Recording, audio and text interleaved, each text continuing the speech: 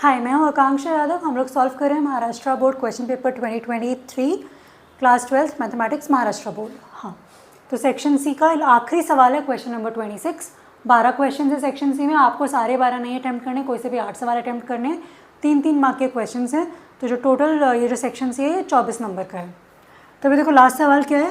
A dice is throne 6 times. तो एक dice है जिसमें नंबर होते हैं 1 2 3 4 5 6। उस डाइस को हम 6 बार थ्रो कर रहे हैं। If getting an odd number is a success. तो अभी डाइस पे नंबर है 1 2 3 4 5 6। तो 1 3 और 5 अगर आता है तो मतलब सक्सेस है, तुम जीत गए हो। 2 4 और 6 आता है तो तुम हार गए हो। ऑड नंबर आता है तो जीत है, इवन नंबर आता है तो हार है, क्योंकि ऑड का उल्टा इवन होता है। Then find the probability of at least 5 successes. At least 5 success का मतलब क्या कि तुम कम से कम 5 बार तो जीते हो। तो डाइस हम कितनी बार थ्रो कर रहे हैं? 6 बार। कम से कम 5 बार जीते हो मतलब क्या, या तो 5 बार जीते हो या 6 बार जीते हो, है ना। तो ये सारी चीज़ें हमें समझ में आ गई। तो जब भी सिर्फ सक्सेस और फेलियर हो तो वहाँ पे लगता है बाइनोमियल डिस्ट्रीब्यूशन। तो बाइनोमियल डिस्ट्रीब्यूशन में क्या होता है, हम लोग NC-X करते हैं।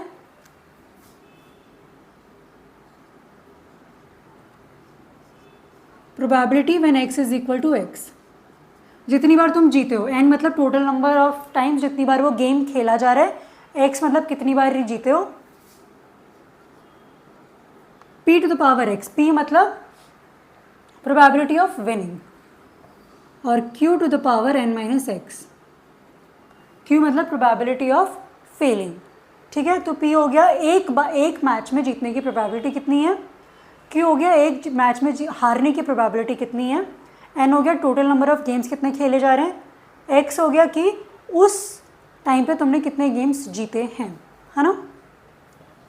तो अभी मैं यहाँ पर बता देती हूँ। n का क्या मतलब है, टोटल नंबर ऑफ गेम्स। यहाँ पे डाइस हम कितनी बार थ्रो कर रहे हैं? 6 बार। तो n की जगह हर बार आएगा 6। अभी देखो p क्या है, p है probability of winning 1 match.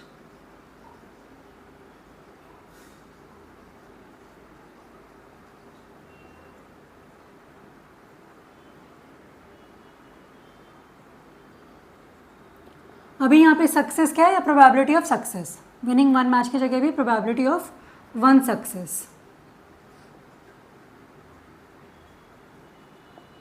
Success क्या है, गेटिंग एन ऑड नंबर। तो अभी डाइस का सैम्पल स्पेस क्या होता है, 1 2 3 4 5 6। ऑड नंबर क्या होता है, 1 3 5। तो 3 में से कोई सा भी एक नंबर आएगा तो आप जीतोगे, और टोटल है 6, तो ये हो जाएगा 1/2। अभी देखो ये जो n6 है और ये जो 6 है, ये दो अलग अलग चीज़ें हैं। ये n6 इसलिए है क्योंकि डाइस को 6 बार फेंका गया, 8 बार फेंका गया होता तो n8 हो जाता। लेकिन यहाँ पर ये हमेशा 6 ही होता है, क्योंकि ये डाइस का सैम्पल स्पेस है, क्योंकि डाइस में 1 2 3 4 5 6 ही होते हैं, है ना। तो ये दोनों सेम चीज़ नहीं है।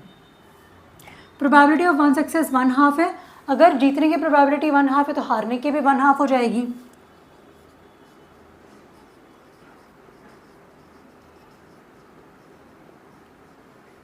Probability of 1 failure. फेलियर का मतलब क्या है, इवन नंबर, वो भी वही होगा 2 4 6, यानी कि वो भी 3/6, यानी कि 1/2 होगा डाइस में। ठीक है, अभी हमें क्या निकालना है, क्योंकि यहाँ पे देख लो मैं यहाँ पे बिकॉज करके वो सारी चीज़ें एक्सप्लेन कर देती हूँ।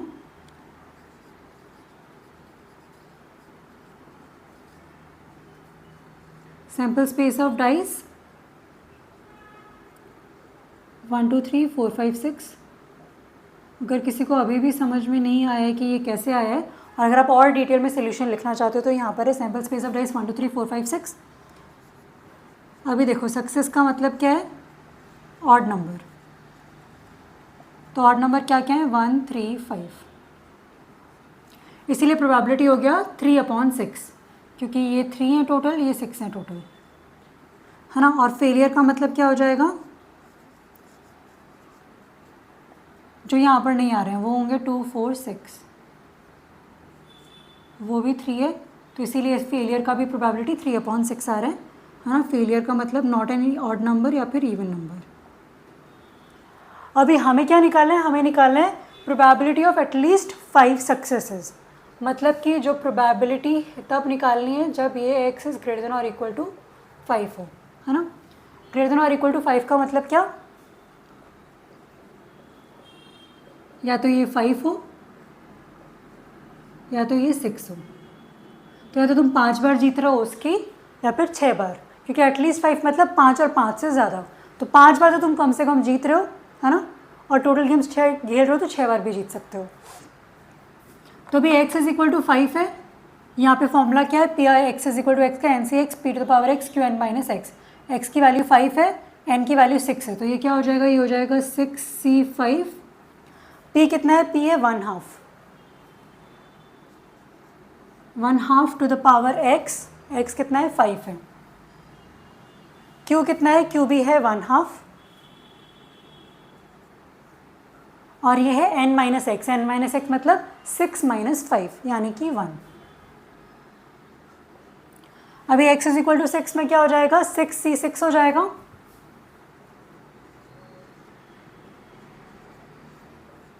अभी p है 1/2, 1/2 की पावर 6 आ जाएगी, q भी है 1/2 और यहाँ पर है n माइनस एक्स, तो n भी 6 है, x भी 6 है, 6 माइनस 6 होता है 0, तो यहाँ पर आ गया ये 0। अभी देखो 6c5 कितना होता है 6, 4c3 4 हो जाएगा, 3c2 3 हो जाएगा।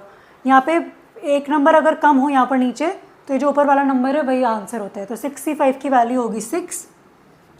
अभी देखो ये 1/2 टू द पावर 5 है, 1/2 टू द पावर 1 है। लॉ ऑफ इंडाइसिस लगा देंगे तो एक्सपोनेंट्स को ऐड कर देंगे, तो ये बन गया 1/2 टू द पावर 6। अगर दोनों नंबर सेम हो, 6c6 1 होता है, 5c5 1 होता है, 4c4 1 होता है, तो 6c6 कितना हो गया, 1 हो गया। अभी 1/2 टू द पावर 6 यहाँ पर भी रहेगा, क्योंकि हाफ टू द पावर 0 हो जाता है 1, ठीक है। तो ये हो गया 6 + 1 7 हो गया, क्योंकि अब हाफ टू द पावर 6 में बाहर ले सकते हैं क्योंकि ये दोनों में कॉमन है। अंदर क्या बचा, ये 6 बचा, यहाँ पे ये 1 बचा, तो ये हो गया 7, 1/2 टू द पावर 6 इंटू 7। अभी 1/2 टू द पावर 6 मतलब 1 to the power 6 upon 2 to the power 6। 1 की कुछ भी पावर लो, आंसर 1 ही आता है। अभी देखो 2 टू द पावर 6 का मतलब क्या है, 2 को 6 बार मल्टीप्लाई करना है, तो 2 दूनी 4, दूनी 8, दूनी 16, दूनी 32, दूनी 64, 6 बार मल्टीप्लाई करोगे तो 64 आएगा। तो 1/64 इंटू 7 मल्टीप्लाई कर दोगे, आंसर आ गया 7/64।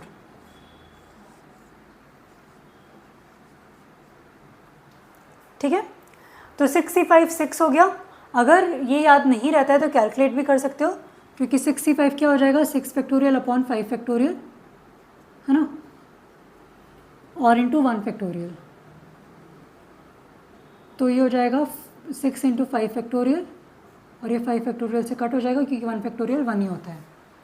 ठीक है, तो जब भी n(n-1) हो तो आंसर n होगा, और जब भी n(n) हो तो वैल्यू 1 आ जाएगी। अभी इसका मतलब क्या होता है, हम NC वगैरह ले क्यों रहे हैं, इसका भी मैं बता देती हूँ।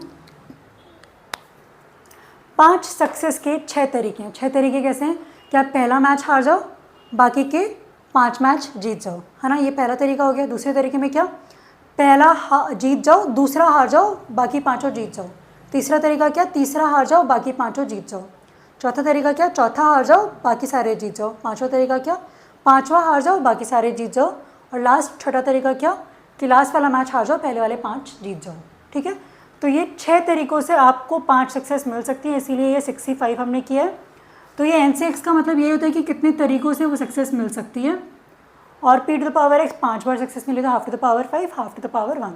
ठीक है, 66 मतलब एक ही तरीका क्यों है, क्योंकि आपको 6 के 6 मैचेस जीतने पड़ेंगे, तो उसका तो एक ही तरीका है ना। तो ये इसका सोल्यूशन है, बाइनोमियल डिस्ट्रीब्यूशन। इसी के साथ सेक्शन C कंप्लीट हो चुका है, इसके बाद है सेक्शन D।